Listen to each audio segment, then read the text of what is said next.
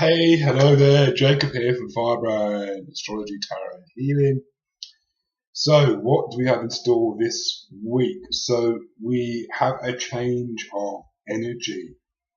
We have a lot of energy in Virgo at the moment. Virgo is the sign of the critique.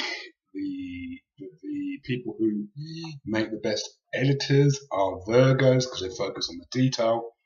They find all the mistakes. They're quite happy in telling people that they're wrong or they've made a mistake. They're quite easy at doing that. They're very analytical, focusing on small, infinite little details.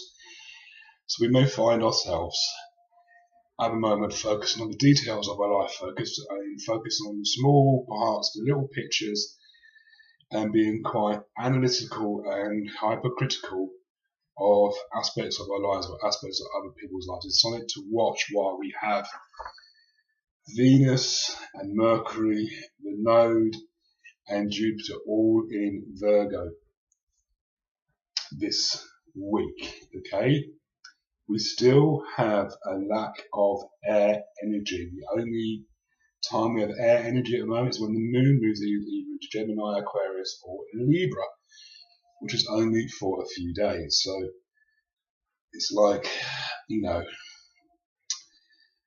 thought processes aren't really there, or thought processes aren't working properly, and all of that.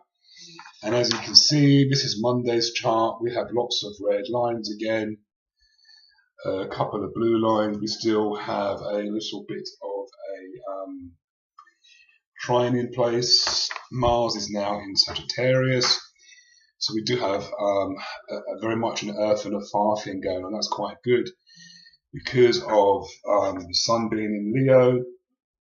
We have Uranus in Aries. We have Mars and Saturn in Sagittarius. That's 4 planets in fire signs.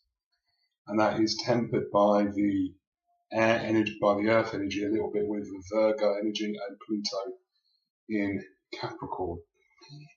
Pluto in Capricorn is going to be trining the node, North Node this week, Venus and Jupiter. So there's support to ground us there. And we have the fire energy to hopefully move us forward.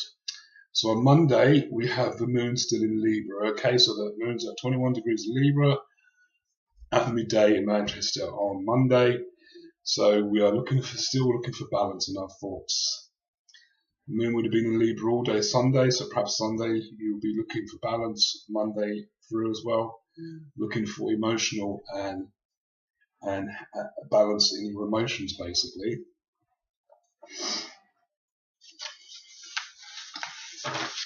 On Tuesday, the moon moves into Scorpio, so here is the chart for Tuesday. The moon moves into Scorpio, and we may feel a little bit more intense or a bit more intensity in our lives. The moon won't square the sun until Wednesday, sorry. So we'll have that, and also we will see the moon making some trines to the energy in Pisces. So don't forget we've got Chiron, South Node, and Neptune all in Pisces as well. And the moon will be trining those Tuesday through to Wednesday. So it will allow us to put some emotional intensity into the spiritual side of things, into our spirituality, into what we're hoping to manifest from spirit, from Christ consciousness energy. That will support us to do that. The sun is all alone in Leo, so he belongs in Leo, so he's quite happy to be there all alone. He doesn't like to share the limelight, so I think he's quite happy that Venus and Mercury have fucked off into Virgo, because it leaves the sun there to shine his light in Leo and be the centre of attention in Leo, because he's at 17 degrees, so he's in the middle of Leo right now. But he is quincunxing some of the Pisces energy.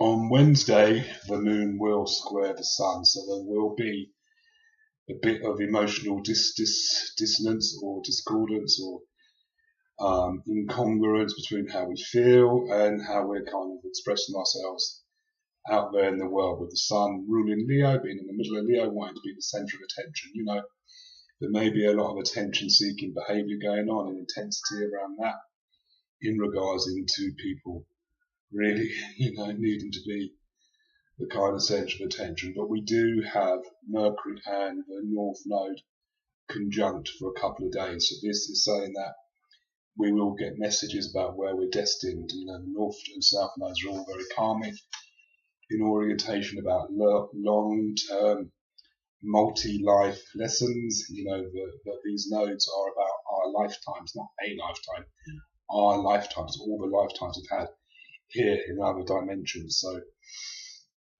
we will on Wednesday get some messages about that.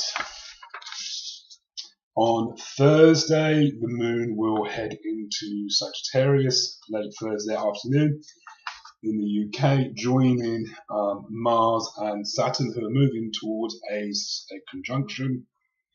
And we have Venus also moving towards conjuncting the North Node as well. So Thursday is very much about kind of dealing with the moon quincunxing Uranus, so things may come out of nowhere. So there might be intense emotions manifesting from people out of nowhere. On Friday, the moon is in Sagittarius, and the moon will be in Sagittarius for most of the weekend, or for the early part of the weekend. So that will allow us to really be emotionally more optimistic, emotionally more explorative in what we're doing and what we're talking about and how we're expressing ourselves. The Sun is building to a trine with Uranus, so this is allowing ourselves to perhaps express ourselves a little bit more eccentricity, a little more differently from other people. We'll be wanting to perhaps stand out from the crowd, not follow the sheep, you know.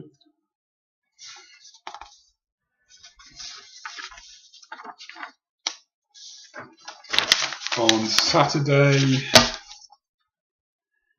the moon is at 21 degrees of Sag, so it's going to form a trine between the moon and the sun and Uranus, which will be a grand fire trine, which will add support to our energy and moving forward and stuff like that.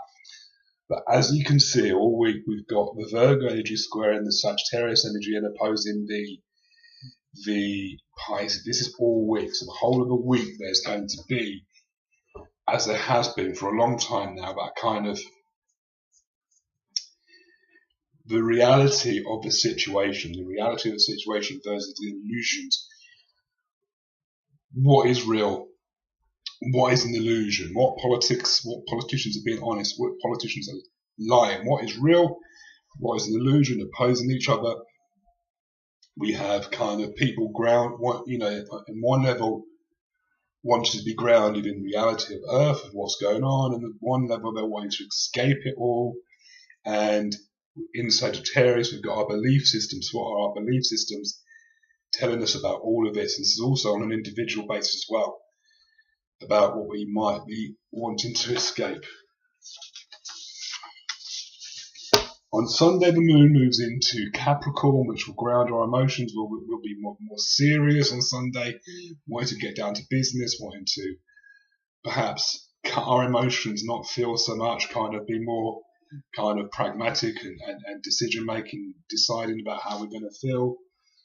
We still have the grand fire. We still have the Sun trine in Uranus. We still have we have Venus beginning to conjunct the North Node and opposed the South Node.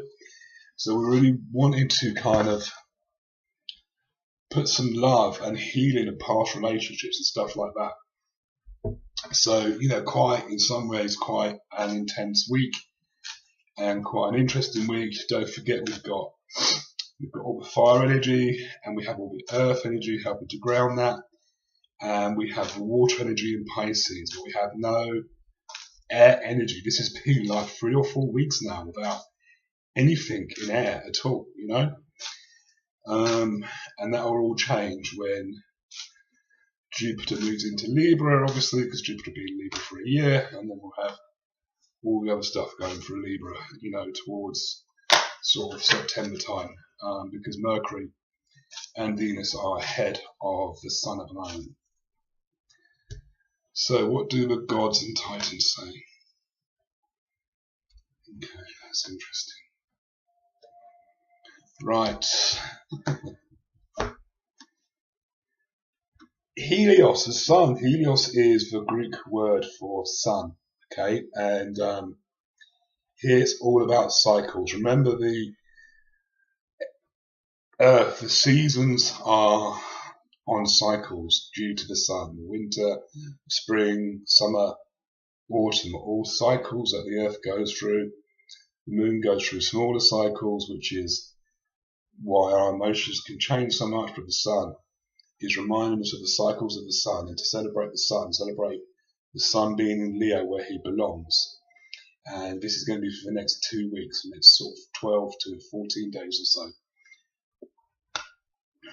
And support, okay? It's really saying that where we need support, we need to reach out and get support and know that we are supported by the universe, or we are supported by people in our lives.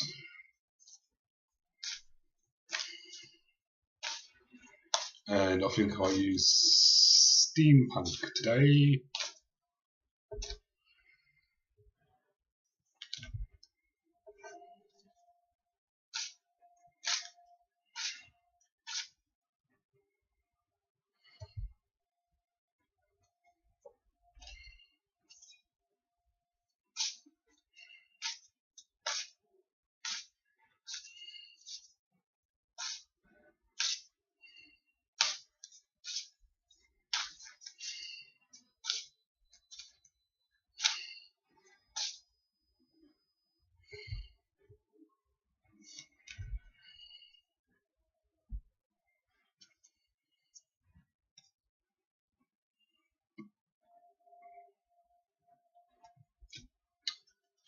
Right, which one first? Okay. The Five of Swords. You know, we're living at the moment in times. I know in Western Europe and America, we're living in a time of where politics are very divided on the left and the right. You know, and in some respects, the left is fighting between the centre left and the hard left about how can we respond to the right-wing parties that are in power, how can we respond to the right-wing agenda. You know, this is looking at also on an individual basis about feeling that we need to defend ourselves, the feeling of loss, the feeling that we're being attacked or things are being stolen from us. It's asking us really to kind of ask for support with this. If you remember, I showed you the support card. It's asking for support around this to get protected. We also have the Two of Cups, you know, and this is, if you're looking at the kind of, this is like the divine masculine and divine feminine energy. And what it's saying is that these energies are blending now, you know, they're blending. And we need to really move away. And I keep saying this, from attributing energies to an old paradigm of what gender is and what gender identity is. You know, there are more than two genders. Biologically, there are 7 genders, so there are 7 different types of gender in regards to our genes and the XY chromosomes. We really need to be moving away from this kind of idea of divine feminine, you know, and that being the only energy and excluding the masculine. We need to be more inclusive and less kind of attributing gender to attributes and our language in respect to the energies, you know, and this is about them being blended, you know. And the Magician, so this is just basically saying we really need to, the Sagittarius is just before Christmas, you know. Sagittarius is a build up to Christmas, you know, from the 23rd of November until the 21st, 22nd of December. It's a period where people are preparing for Christmas, yeah? And I've said this time and time again, and nobody is listening to me. You know, we need to believe in the magic again. We need to believe in the magic of Father Christmas, in the magic of Christmas, in all of this. We've got to go back to believing in magic and believing in us being magicians, believing in the magic of our lives, believing that we create and manifest what we want, you know. Here we have a magician with the sword, the cup, the wands, and he's standing on the pentacle, which is the coins, and he's got the kind of the cycle above his head, you know, the infinite cycle that goes round and round and round. We really need to believe in the magic, so please believe at your magic, magical, believe in magic.